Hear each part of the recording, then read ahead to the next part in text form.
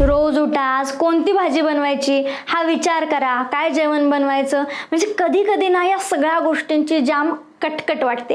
पण तुम्हाला माहित नसेल तर सांगते, गुजरात मधील एका गावामध्ये स्वयंपाकघर तर आहे, पण जेवणच बनवलं जात नाही, पण लोक पोटभर जेवतात. आणि हे गाव आहे गुजरात मधील चांदनकी. नेमका विषय काय सांगते. खरं तर एकदम छोटंसं गाव आहे, म्हणजे 1000 ते 1500 पर्यंतची लोकसंख्या होती आणि ती आता अजून कमी झाली आहे असं सांगण्यात येते. इथले जे तरुण होते ना, ते तरुण मोठ्या प्रमाणात परदेशात स्थायिक झाल्याने इथल्या वृद्धांची संख्या वाढली आणि मग या वृद्धांना स्वयंपाक बनवायला त्रास नको म्हणून त्यांच्या परदेशी राहणाऱ्या मुलांनी वृद्धांना एकत्र अन्न शिजवण्याची आणि एकत्र जेवण्याची प्रथा सुरू केली, जी आजही सुरू आहे असं सांगितलं जातं. उद्देश एकच, महिलांचं ओझं कमी करायचं आणि या वृद्धांचा एकाकीपणा घालवणं.